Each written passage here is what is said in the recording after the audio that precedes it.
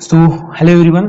SSC MTS 2026 की यदि आप भी प्रिपरेशन कर रहे हैं तो ये वीडियो आप सभी के लिए है। तो वीडियो में हम इंग्लिश की स्ट्रेटजी के बारे में डिस्कस करेंगे, कैसे आप 75 मार्क्स आउट ऑफ 75 गेट कर सकते हैं, प्राप्त कर सकते हैं। सो हाल ही में मेरा मतलब आंसर किया ये, कल ही एमटीएस किया ये। एक्चुअल में कल मेरा बर्थडे था तो कल यार तो कुछ समझ लो उधर ही था, तो मैं आंसर की जो है आज अपनी मैंने चेकआउट किया हूँ। तो मेरे जो है 25 आउट ऑफ 25 क्वेश्चंस करेक्ट हुए हैं और जीके के 18 हुए। ओके, तो किस टाइप से स्ट्रेटजी रहना चाहिए अब जो अपकमिंग एग्जाम्स है, सो आपके जो 25 क्वेश्चंस है वो करेक्ट हो सकते हैं। एक स्ट्रेटजिक वे में पढ़ना बहुत ज़रूरी है, क्वेश्चंस का वेटेज को देखना भी बहुत ज़रूरी है, क्योंकि मोस्ट ऑफ जो एस्पिरेंट्स हैं उनके सबसे ज़्यादा जो क्वेश्चंस रॉन्ग हुए हैं वो है रीडिंग कॉम्प्रिहेंशन। क्योंकि इस बार अनएक्सपेक्टेडली क्लोज टेस्ट की जगह उसने रीडिंग कॉम्प्रिहेंशन मतलब एग्जाम में पूछा गया। मेरे शिफ्ट में भी रीडिंग कॉम्प्रिहेंशन आया था और बहुत ही टफ मतलब कॉम्प्रिहेंशन था। अभी कल या परसों एक वीडियो मैं अपलोड करूंगा जिसमें जो क्वेश्चंस थे मेरे शिफ्ट में किस टाइप के थे उन्हें देखने के लिए। ओके, तो 5 क्वेश्चन तो सिर्फ रीडिंग कॉम्प्रिहेंशन के ही थे। ओके, पेरा जंबल के 3 थे, ये भी बहुत टफ थे, बहुत ही लेंदी जो पैराग्राफ थे या बोलना चाहिए जो सेंटेंस थे बहुत ज़्यादा लॉन्ग थे, तो आपको समझने में और उसको कंपेयर करने में भी थोड़ा प्रॉब्लम जाती है सिचुएशन में। तो सिर्फ कॉम्प्रिहेंशन का, क्योंकि पेरा जंबल भी आपकी अंडरस्टैंडिंग पे डिपेंड करता है। यदि पेरा जंबल में एक सेंटेंस लिखा है तो आपको उस सेंटेंस का सही मीनिंग समझ में आना चाहिए, उसका अर्थ समझ में आना चाहिए। और जो रीडिंग कॉम्प्रिहेंशन है इसमें ज़्यादातर जो टीचर्स है आपको ट्रिक्स बताएंगे, कुछ टिप्स बताएंगे इस टाइप से। एक्चुअल में ये आपकी अंडरस्टैंडिंग पे डिपेंड करता है। जैसे आप हिंदी को समझ रहे हैं वैसे यदि आप इंग्लिश को समझने लग जाएंगे एकदम ईजी तरीके से, उसकी जो टर्म को, उसके जो कॉन्सेप्ट को, क्या एक्चुअल में उसका टोन है जो लैंग्वेज का, वो आप एक्चुअल में करेक्टली 100% समझ पाओगे। तो आपके लिए जो दोनों सेक्शन है रीडिंग कॉम्प्रिहेंशन का, सॉरी जो ये जो टॉपिक है दोनों रीडिंग कॉम्प्रिहेंशन आरसी का और पेरा जंबल का, दोनों आपके लिए इजी होगा चाहे वो कितना भी टफ है। और इसमें जो सेकंड चीज मैटर करती है वो आपकी वोकेब। ओके, आपकी वोकेब भी बहुत ही अच्छी रहना चाहिए, C1 लेवल और C2 लेवल। ओके, आपने C1 लेवल और C2 लेवल का वोकेब का जो स्टैंडर्ड एक लेवल है ये आपने सुना होगा। तो इस लेवल की एग्जाम्स में वोकेबलरीज रहती है पैसेज में।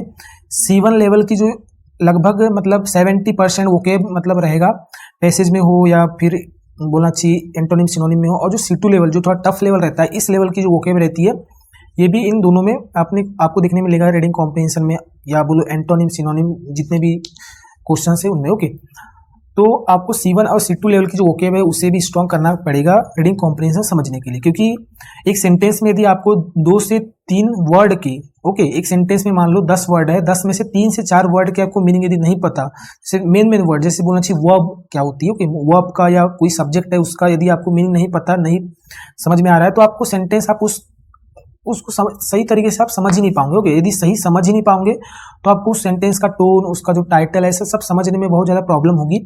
ओके, उसको रिलेट करने में प्रॉब्लम होगी, चाहे फिर आप गो थ्रू हो। मतलब कहा जाता है ना कि ज़्यादातर मोस्ट ऑफ टीचर्स बोलते हैं कि पहले आपको जल्दी जल्दी समझना है, उसका टोन समझना है। टोन भी समझने के लिए भी आपको समझ में आना चाहिए कि एक्चुअल में बोल क्या रहा है। टोन समझने के लिए आपको वर्ब जितनी भी लिखी गई है वहाँ पे V2 V3 फॉर्म उनको समझना पड़ेगा। ओके, जितनी भी वर्ब की फॉर्म्स आपको पता रहना चाहिए, समझ में आना चाहिए, या उनकी मीनिंग सबसे ज़्यादा जो इंपॉर्टेंट रहता है वो समझ में आना चाहिए कि वर्ब क्या कह रही है। जैसे मान लो स्टडी लिखा है तो आप तो समझ तो जाओगे, वही यदि डिसाइफर लिखा है, ओके, यदि वहीं पे डिसाइफर लिखा है तो आपको समझने में प्रॉब्लम हो सकती है। क्योंकि ओके, डिसाइफर यानी भी होता है पढ़ना, उसको मतलब एग्जामिन करना, उसको थोड़ा जांच पड़ताल करती है उसको पढ़ना। ओके, तो इस टाइप से वर्ब यदि आपको समझ में नहीं आएगा तो कॉम्प्रिहेंशन आपके लिए क्रिटिकल या टफ हो सकता है। फिर जो सेंटेंस इंप्रूवमेंट के जो क्वेश्चन थे ये थे, 2 क्वेश्चन थे। ओके, ईडीएम भी 2 थे, ईडीएम आप ब्लैक बुक से पढ़ सकते हैं। ओके, 1 वर्ड भी ज़्यादा टफ नहीं थे, भी आप ब्लैक बुक से कर सकते हैं, मतलब ब्लैक बुक के ही आए थे। ओके, एंटोनिम या जो अपोजिट वर्ड है ये यहाँ पे जो C1 लेवल और C2 level, okay, C1 level के 2 क्वेश्चन थे और C2 लेवल का जो एक क्वेश्चन मतलब वर्ड था। ओके, एंटोनिम में, सिनोनिम में भी थोड़े मतलब C1 लेवल की थे। ओके, C2 लेवल के एक भी सिनोनिम तो नहीं थे, C1 लेवल की पूरे सिनोनिम थे, मतलब मॉडरेट लेवल में ही था। ओके, स्पेलिंग जो वर्ड्स है, जो स्पेलिंग वर्ड्स थे, मतलब ऐसे वर्ड जिनकी स्पेलिंग मिस्टेक हो उसमें, तो ऐसे वर्ड आए थे 2। ओके, और जो फिक्स प्रीपोजिशन के क्वेश्चन थे ये जो आए थे 2 आए थे। ओके, फिक्स प्रीपोजिशन मतलब जैसे इनडिफरेंट के बाद में 2 आता है। ओके, इस टाइप से जो क्वेश्चन था फिक्स प्रीपोजिशन के क्वेश्चन आए थे 2। तो प्रीपोजिशन भी आपका थोड़ा सही रहना चाहिए। और जो सेंटेंस इंप्रूवमेंट है, ओके, या बोलना चाहिए एरर वाले क्वेश्चन, तो ये थे 2।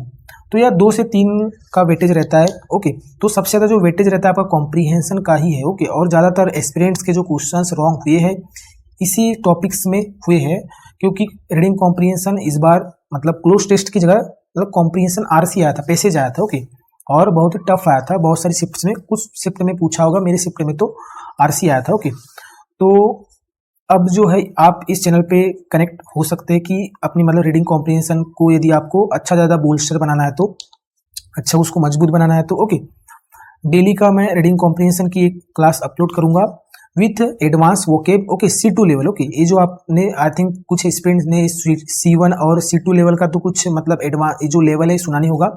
C1 लेवल की वोकेब और C2 लेवल की वोकेब यदि आपको पूरी पता है, ये मतलब एक इंटरनेशनल लेवल पे एक मतलब स्टैंडर्ड वोकेब का एक स्टैंडर्ड लेवल फिक्स किया गया है। इसमें मतलब आपको अच्छे खासे वर्ड्स मिल जाएंगे, और ये यदि C2 लेवल के वर्ड लगभग 1000, ओके, और C1 लेवल के लगभग 3 से 4000 या 5000 बोल दो। यदि वर्ड आपको याद है तो डोंट वरी, आपकी reading comprehension, parajumble, antonym, synonym ये सब आपका कवर हो जाएगा। ओके, स्पेलिंग, ये फिर आपकी कॉम्प्रिहेंशन की जितनी ज़्यादा हैबिट रहेगी उसके बेसिस पे आपको स्पेलिंग जो स्पेल्ड जो वर्ड आते हैं, जो स्पेलिंग एरर वाले जो वर्ड्स आते हैं, तो ये आपसे बनेगा, क्योंकि डेली डेली कोई वर्ड को आप जितनी बार देखोगे तो आपके माइंड में वो उसकी स्पेलिंग फिक्स रहेगी। ओके, और बात रही इडियम और वन वर्ड की, तो आप इसे ब्लैक बुक से कर सकते हैं, ज़्यादा उतना टफ आता नहीं। ओके, तो मिलते हैं नेक्स्ट वीडियो में फ्रेंड्स रीडिंग कॉम्प्रिहेंशन की। बाय द वे, मैंने कुछ क्लासेस रीडिंग कॉम्प्रिहेंशन की अपलोड किया हूँ, यदि आप चाहो तो उन्हें देख सकते हैं, और मतलब देख सकते हैं किस टाइप से रीडिंग कॉम्प्रिहेंशन को पढ़ना चाहिए डीप में, एकदम समझ के और एकदम इजी तरीके से। ओके, और हिंदी मीडियम वाले स्टूडेंट के लिए खासकर ये वीडियो ज़्यादा फ्रूटफुल होगी, क्योंकि मैं भी एक हिंदी मीडियम का स्टूडेंट रहा हूँ, तो कैसे पढ़ना है कैसे समझाना है ये मुझे अच्छे से पता है। So thank you guys.